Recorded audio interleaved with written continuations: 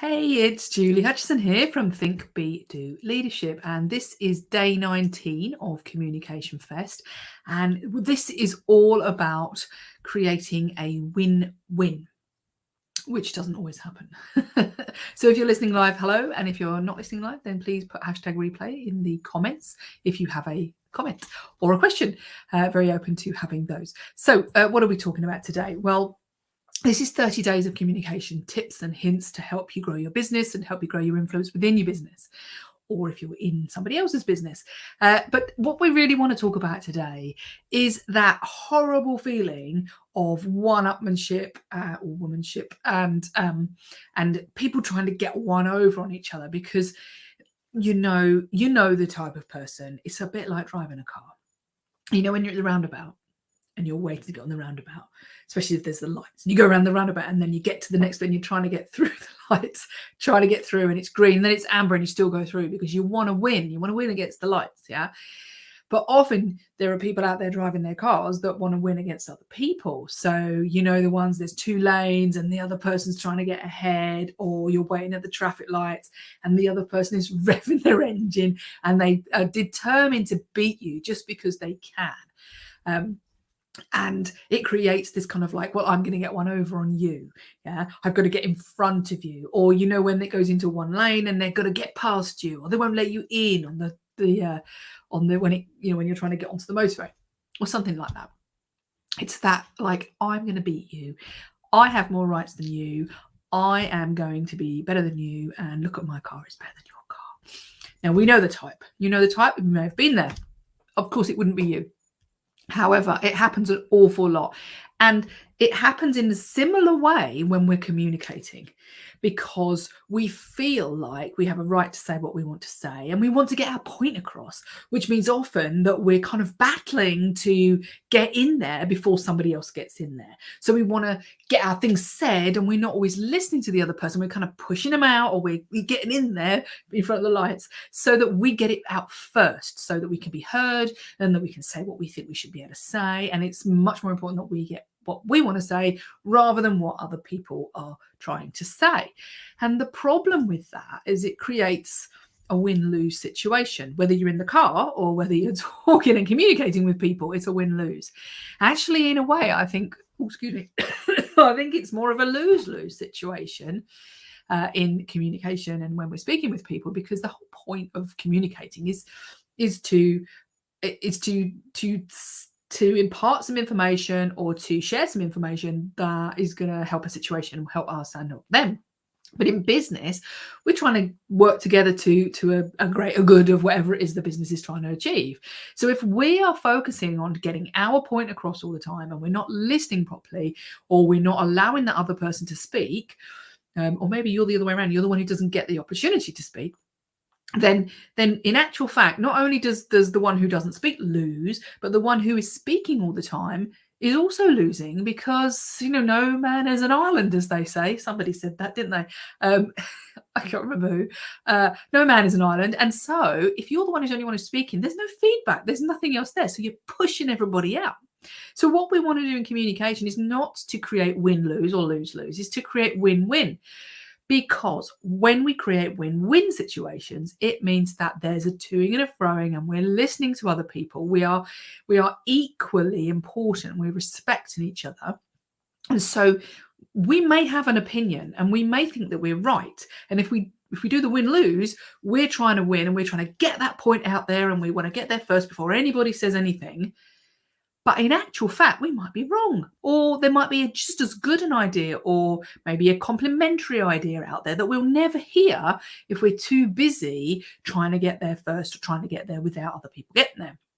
And so what we need to do is we need to stop and we need to let people in at the traffic lane, and we need to let people in, not have to win at the lights, and invite somebody else to go first, or just change the way in which we're approaching the situation for a win-win, and imagining that actually somebody else's input can be just as good, if not better, than our own. And therefore we want to invite that information so that we can actually make better decisions.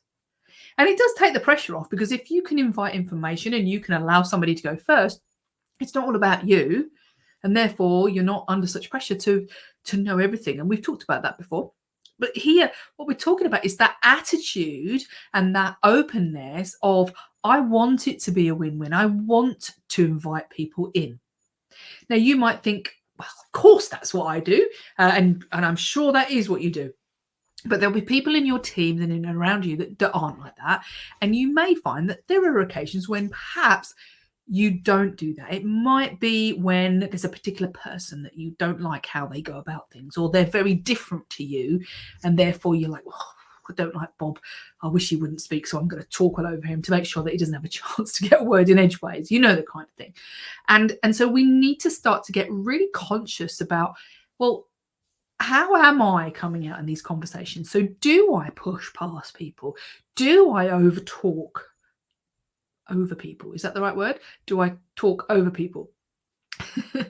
Do I listen to other people's arguments? Now, this is a big one for me, particularly because I get so passionate about what I'm trying to do that I forget to listen. And as my husband probably will tell you sometimes, because you have to stop and recognize that, oh, hang on, I'm so busy talking. I'm so busy telling everybody what I believe and what I think. And I'm so passionate for all the right reasons, of course. I'm not listening. I'm not respecting the other person. I'm not hearing what they've got to say. And so you get this one-sided view. So we need to get conscious. We need to understand and be big enough to say, oh, maybe I do that once in a while, and stop and just wait at the roundabout a little bit longer, or let that person in on the dual carriageway or on the coming onto the motorway. Yeah, imagine it like that, of like, okay, I can just put my foot on the brake a little bit and let that other person join in the lane, join in the conversation. And therefore, you are gaining respect from people. You are gaining trust from people, because people can see that you're allowing them in. You know, it's like the old, I don't know why I've got an old car example, but never mind. It's like, you know how it is. If you're trying to get onto the motorway and somebody doesn't let you in, by the time you get on, you're all in a grump. Yeah. So you get on by hook or by crook at some point, and you force your way in. And that's the same. You force your way into a conversation, but you feel bad and you resent that person who never let you in. However, if they let you in on the motorway, you hand up, say, thank you very much, and everybody's waving and everybody's nice to each other, and then you signal better and you let somebody else in. And it's like behavior breeds behavior, because you feel good because you trust this person more. You trust the fact that you're allowed in. You feel respected. So you go ahead and you respect other people. So it's a virtuous circle of behavior in a conversation and relationship situation. Yeah. And exactly the same with driving. So when you allow other people in and you allow them to have a say, they are going to let you, and probably others and more, to have a say as well. And that makes all the difference, because then the whole tone of the conversation is completely different. It's more inclusive. You're going to get better answers. You're going to get better what's the word? You're going to get people saying, no, after you, or, oh, let me hear what you've got to say, because they want to give, because they know that this is a win-win. They are not fighting over each other for attention or points or any of those things that they might be fighting over. And so when we do this and we change from being this, I'm going to get my way or the highway, to a win-win and looking out for other people and genuinely caring about what other people feel, then you gain in so many ways.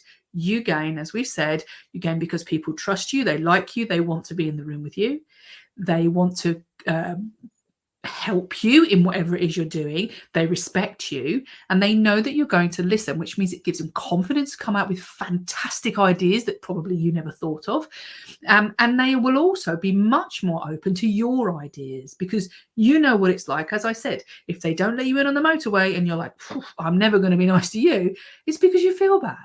But if you feel good, you're going to be nice, you're going to be sharing, you're going to be caring, and you're going to want to work together. And who wouldn't want a better environment like that?